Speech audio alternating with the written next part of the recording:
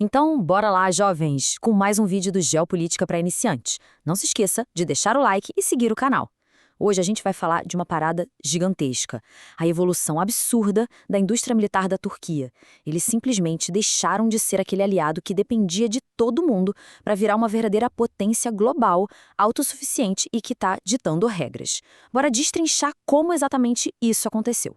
Para vocês terem uma noção do tamanho dessa transformação, os números da Saha Expo lá em Istambul falam por si só. Não é só uma feirinha, não, tá? É uma declaração de poder para o mundo inteiro. Foram 1.700 empresas, mais de 160 delegações oficiais de dezenas de países e o principal, a meta clara de fechar mais de 8 bilhões de dólares em contratos de exportação. 8 bilhões. Isso destrói a marca de 6,2 bilhões da edição passada. Esse cenário prova de uma vez por todas que Ankara agora joga na Série A da fabricação de defesa global. E no meio de tanta tecnologia pesada apresentada lá, um número roubou todas as manchetes: 6.000.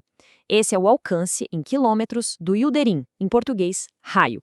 E ele é nada menos que o primeiríssimo míssil balístico intercontinental da Turquia. Pensa comigo.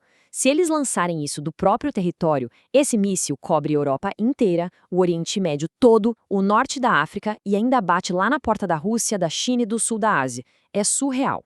Seção 1. A estratégia convencional ICBM e como eles estão repensando o ataque de longo alcance. O Yıldırım não brinca em serviço. Ele atinge uma velocidade de reentrada de Mach 25. Isso é 25 vezes a velocidade do som. É um recado direitinho do ministro da Defesa turco de que eles têm a capacidade e, se precisarem, vão usar. Mas aí vem aquela dúvida que com certeza já passou pela sua cabeça. Para que construir um monstro de um míssil intercontinental se o país não tem arma nuclear? Historicamente, a função de um ICBM é exatamente entregar a ogiva atômica lá do outro lado do mundo, certo? A Turquia não tem arsenal nuclear. Então por que gastar uma grana preta e tanta tecnologia num sistema de entrega desse tamanho?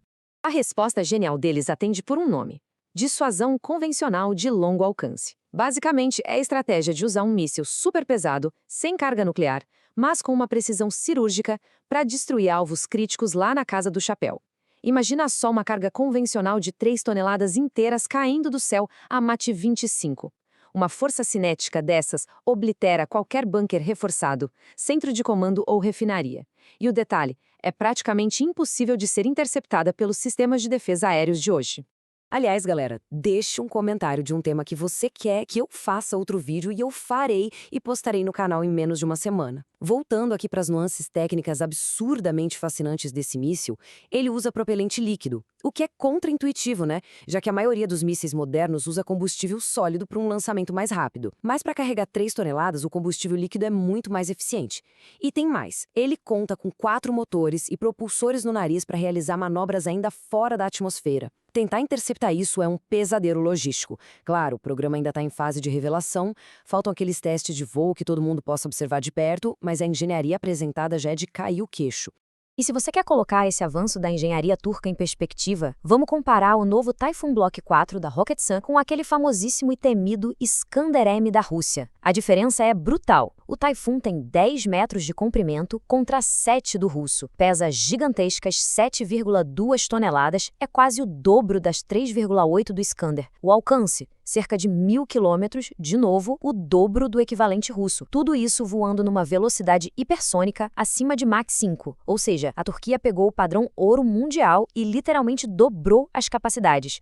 Seção 2. Além dos drones aéreos. A nova era de enxames autônomos.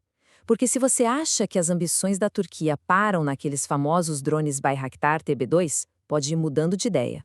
A chuva de inovações de próxima geração lá na Saha Expo foi um negócio avassalador. A Baker mostrou o Mishak, um drone com mais de 1.000 quilômetros de alcance, 7 horas de voo e o grande pulo do gato, guiado inteiramente por inteligência artificial, sem precisar de GPS. Teve também o K2 Kamikaze, feitinho sob medida para operar em enxame.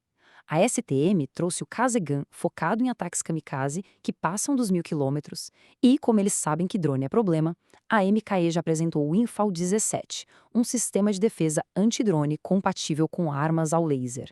O plano estratégico deles é construir polos de produção nas 81 províncias do país para fabricar, pasmem, milhões de drones por ano. E a revolução foi parar na água, com um salto naval gigantesco, enxames não tripulados e interconectados. A Turquia prestou muita atenção no estrago que a Ucrânia fez no Mar Negro e aprendeu a lição.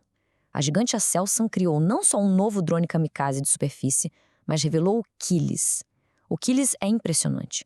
É o primeiro torpedo submarino autônomo e kamikaze deles, desenhado para fazer ataques submersos super assimétricos, operando em conjunto. Lembrando, pessoal, deixe o like e se inscreva no canal para ajudar a gente a crescer. Se são 3 raízes da independência estratégica. Como os embargos construíram um império. Agora a gente precisa entender o porquê de tudo isso. De onde veio esse salto todo?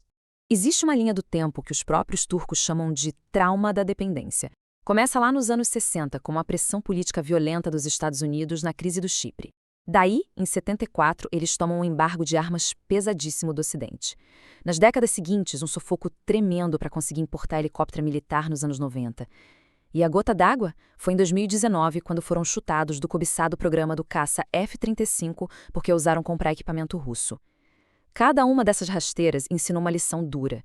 Depender de fornecedor de fora significa ser refém da boa vontade de nações estrangeiras. E só para ilustrar o nível dessa dependência, pensa nesse número, 20%.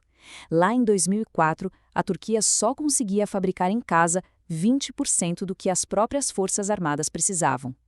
Era uma fragilidade absurda para um país localizado numa das regiões mais instáveis do planeta.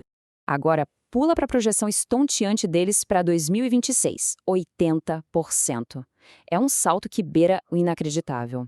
Em só 2 décadas, eles deram uma guinada para a autossuficiência militar.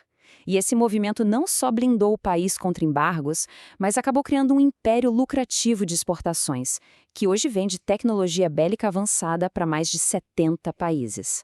E para esse salto acontecer, eles tiveram que criar um ecossistema de defesa violento. Hoje, o país tem 5 empresas, tipo a Aselsan e a Roketsan, sentadas lá no top 100 mundial. E o maior trunfo de vendas deles não é só a tecnologia. As armas são testadas na prática, no fogo cruzado da Síria, da Líbia, em Nagorno-Karabakh e na Ucrânia. Tudo isso vendido no mercado global a preços tão agressivos que fica praticamente impossível para os equipamentos ocidentais equivalentes competirem.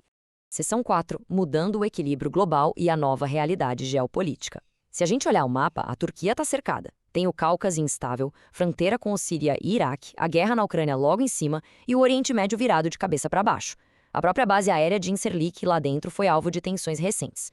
Diante disso, tem um complexo industrial militar soberano, deixou de ser só um ótimo negócio e virou a alavanca de sobrevivência deles. É o que garante segurança e poder de negociação sem ter que implorar socorro para parceiros que podem pular fora a qualquer momento. Essa mudança altera o jogo inteiro. Antigamente, a percepção global via a Turquia como aquele aliado da OTAN que estava num lugar essencial do mapa, mas que era dependente militarmente e politicamente super complicado. Hoje, a realidade varreu isso do mapa. Ankara se posiciona como um produtor sério, independente e um fornecedor global de armamento pesado de ponta. Eles viraram a principal rota de fuga para nações que querem escapar da dependência crônica daquelas superpotências tradicionais. E tudo isso deixa a gente com uma pergunta gigante para o futuro. Como uma Turquia 100% armada e autossuficiente vai remodelar as dinâmicas de poder no mundo, principalmente dentro de alianças enormes como a OTAN? O jogo virou, meus amigos. Por enquanto é isso, assista a outro vídeo sobre o tema, não se esqueça de deixar o like e seguir o canal para não perder a próxima notícia sobre geopolítica mastigada de um jeito descomplicado para você. Falou, piazada!